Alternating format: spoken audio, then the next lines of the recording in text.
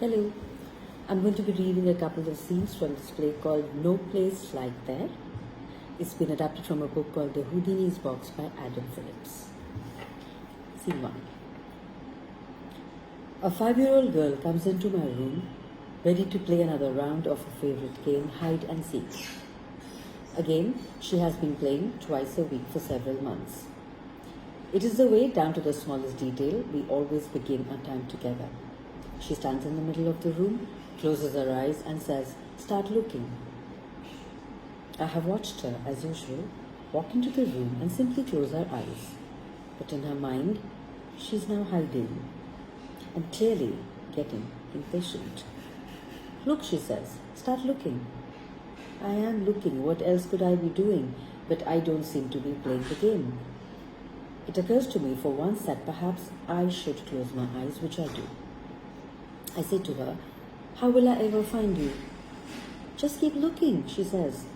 Then a bit more frantic, a bit more Alice in Wonderland. "I can't escape. I must be here somewhere." I say, "No one can look everywhere." And she replies, "We can't escape."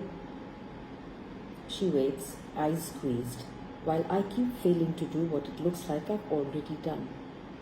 So what I have found, indeed can't help seeing, her in the middle of the room hiding, is obviously not what she wants me to look for.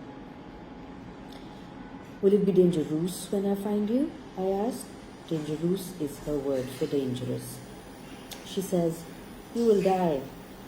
And then she says in her most world-weary voice, "I give up." There is a drama, a tableau that she has to show me, that we are both trapped in. And the sign of our entrapment is that she never changes. Whatever I say, her lines are always the same.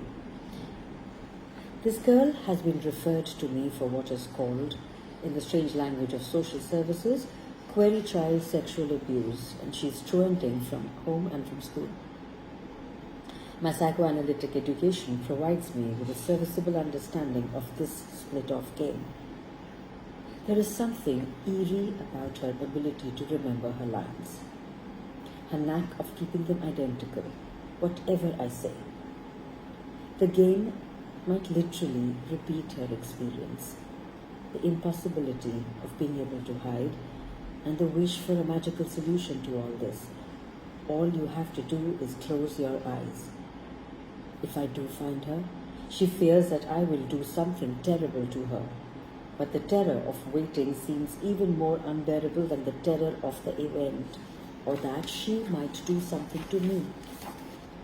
But either way, what is most striking about the game when we are in it is that I can't escape from looking for her and she can't escape from hiding. There is nowhere else for either of us to go. When children play hide and seek, or when adults are knowingly or unknowingly elusive with each other, playing at repulsion and at enticement, what is being played with is the fear and the wish of never being found. When the game goes on too long, the child who is hiding always helps the seeker out. No one must disappear for too long, no one must get too far away. But if playing hide and seek is one of our emblematic games, it is also a game haunted by the possibility of escape. Because it is apparently the preferred life we are escaping to, our fears are the key to our ideals. Her father told me, she can't wait for anything. She's a right little Houdini. Scene 2. One day, Nap was sitting in her chair and a strange man came in and sat down. And the stranger didn't say anything. So after a little while, Nap said, "What kind of silence is this?" And the stranger said, "One you can't hear." And Nap, who was not put in her place by this, said, "What is it that you are telling me that I can't hear?" And the stranger said, "What?" And Nap said, lapsing into abstraction as a person in a panic does, "You are making me feel I have nothing you want, and that what I have got might hurt you." And the stranger said, "How did you get to got? I don't believe in got." And Nap couldn't help smiling, but she was very sad.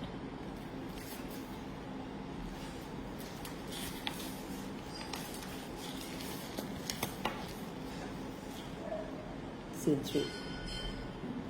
Houdini, the great escapologist, was a man of crazes, one of which, unsurprisingly, was aeroplanes. He liked taking flight. He worked in 1890s with his wife as a touring magician, versatile in his range of tricks, but drifting towards becoming, above all, an escape artist. He could get out of anything. The trick which first began to make Houdini's name was called metamorphosis. In this, Houdini was tied in a sack and then locked in a trunk by his wife. The trunk was then padlocked and fastened with a thick rope. Once Houdini was in the box, Mrs. Houdini would make the brief announcement. Now then, I shall flap my hands 3 times, and at the third and the last time, I ask you to watch closely for the effect.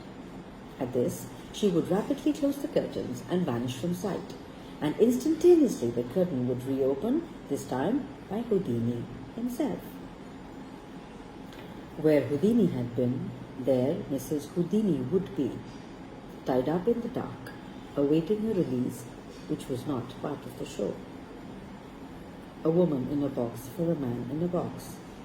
A man does to a woman what a woman does to a man. Keep him inside something. By encouraging people to believe the unbelievable, Houdini did something very strange. He showed them that the cure for skepticism was high risk. His biographer writes that the image by which Houdini remains most often visualized is a man in white shirt sleeves dangling upside down from a tall building, arms outstretched in a pose of inverted crucifixion. If you believed in what Houdini could do, what exactly were you believing in? What is it? What is it? A fascination with risk, a fascination about?